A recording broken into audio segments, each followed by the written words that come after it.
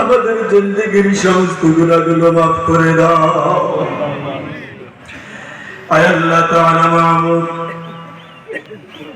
আমার পেছনে আল্লাহ হাজার হাজার মানুষ, আল্লাহ